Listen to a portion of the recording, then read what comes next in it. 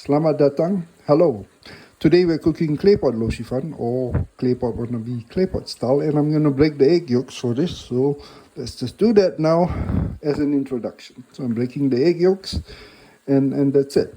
So stay tuned. I would like to introduce our staff today. The Loh Shi Fun substitute, Snoop Noodle. I'm going to do two different ways, so I'm going to show that in a short while. So let's just get into it.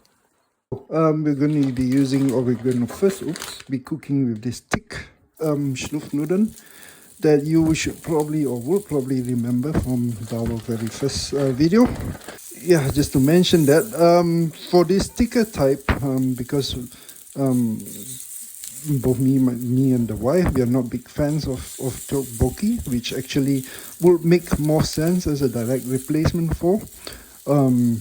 And I've seen some videos using Noodle for tteokbokki. But yeah, I'm going to try and do something else. Instead, I'm going to do something with soup for this. So I've got some soup actually that I'll introduce in a short while. But what I'm going to just do, similar to the first video, is I'm just going to go stir fry a bunch of this Noodle first. To try and give them like an... The idea is to give them like a crunch and to try and firm up their structure before I add in the soup. So I've already got a soup here that my wife was cooking on, as you can see, just to warm it up. It's basically swan tang she made for the week. So yeah, we're just going to stir fry these noodles. So I'll just come back to it. We're just going to stir fry it. So I'm basically done, and I'm gonna take my soup, and yeah, I've got the noodles around here. It's mostly done.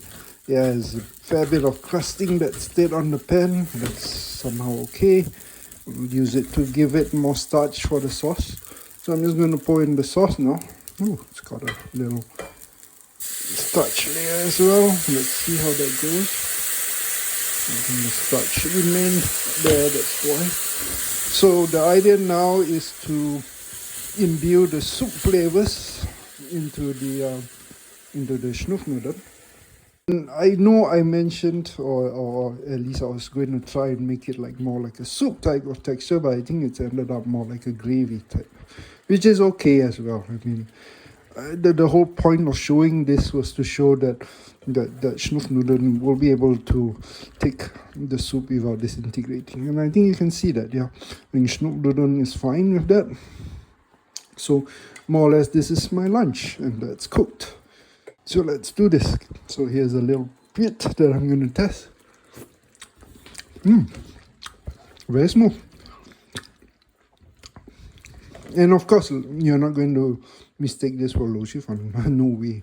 But it's smooth, and it's not as chewy as I thought it would be. So it's softened considerably, and it's absorbed the flavor. So this is good. When you're lazy, this will work super fine. And the more interesting one will be the next one. But for that, I will need to get thinner Noodle. So stay tuned for that. Let's do that separately. In this one, we're going to use the small Noodle, as you can see here. It's much smaller than the previous one. I've got a pan that I've been heated up. So I'm just going to put it in, similar to the thick one. We're doing exactly the same. We're going to pan fry it to somehow set the texture. And the reason for this is simple. It's to prevent it. Well, there's no evidence for it, and it's purely anecdotal. But it's basically trying to keep the form longer by at least setting it first and cooking it first. And by the way, as a conclusion, the thick one worked really well after you set it, and in the soup, it really felt like a very thick version of Loh Shi Fun for sure, but it had that texture, and my wife was actually quite happy. So that actually works. And yeah, you can use that for soups, gravies. Maybe I'll do that for another gravy-based dish. Let me know, yeah? So I'm just going to pan fry this. Okay, so I've been cooking up a bunch of the Noodle.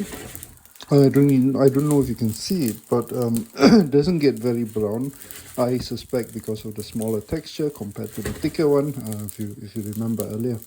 So, and that's okay. I'm not going to spend too much time trying to achieve browning. That's not what I'm looking to do here.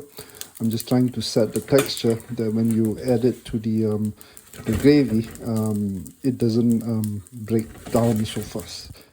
So now I'm just going to jump straight into it. I am cooking our protein sauce. This is maybe a bit of a sneak preview. It's Bavarian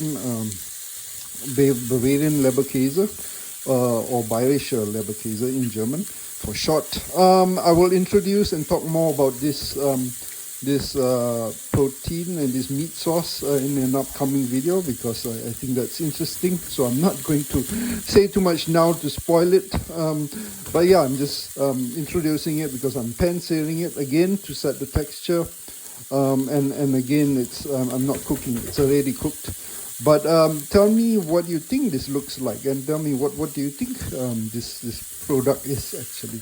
So I'm going to start the gravy portion of our clay pot Loh Shi Fun, or clay pot style. I could have taken my Dutch oven to cook in clay pot style, because that's a good substitute for clay pot, which obviously I can't use since I'm using induction.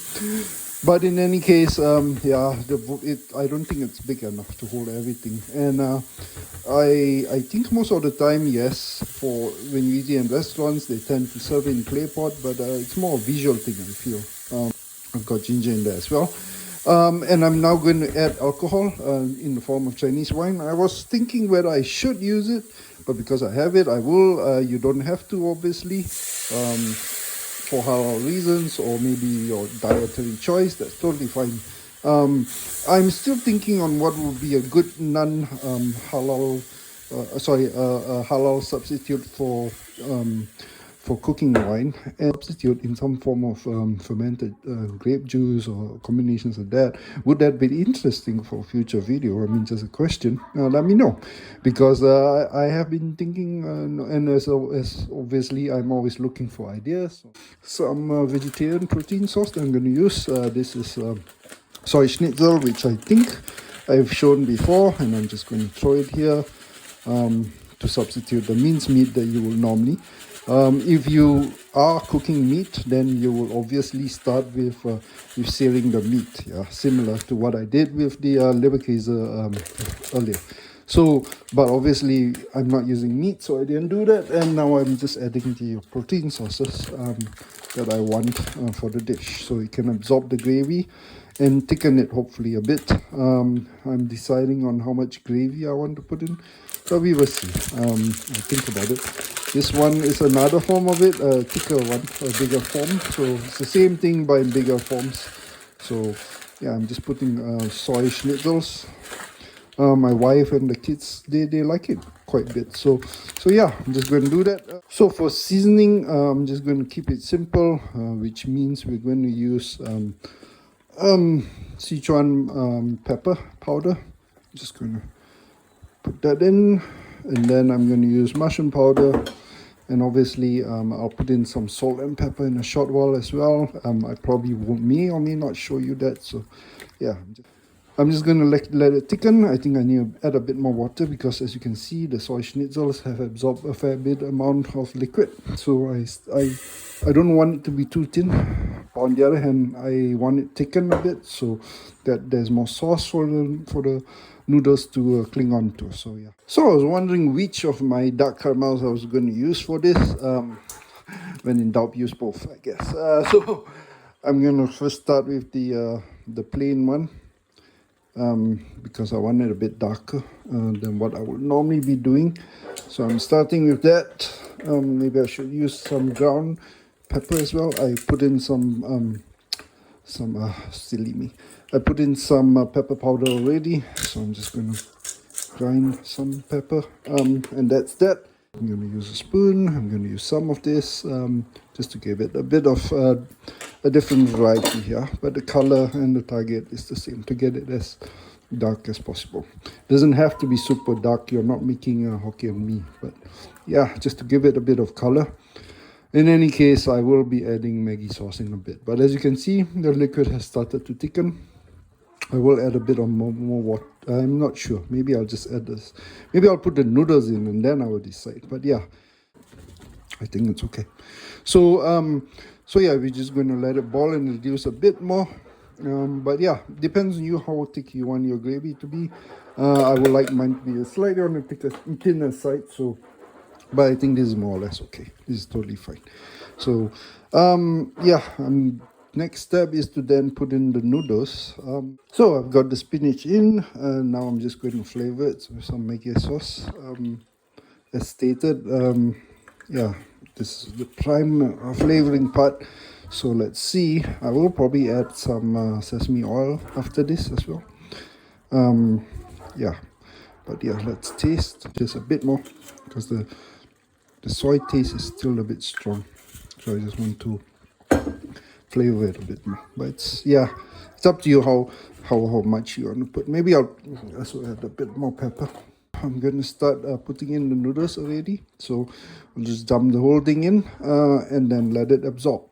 The idea here is obviously not to cook it. You're just coating it. So let's just do that to coat, and then we are more or less through, and then I'll just finish it at the end. Yeah, so I'm just going to add in, so the noodles are in. I'm just going to flavor one more time after this, but you can see the coating, it definitely works. Yeah, and by stir frying or pan frying them before, it doesn't break down so easily, so it can hold it longer if you're not going to serve or you're not going to eat straight, so it can hold longer, but I would not wait too long. But in any event, this Schnupfnudeln, these noodles are actually also used in cream sauces normally and served in restaurants in sauces.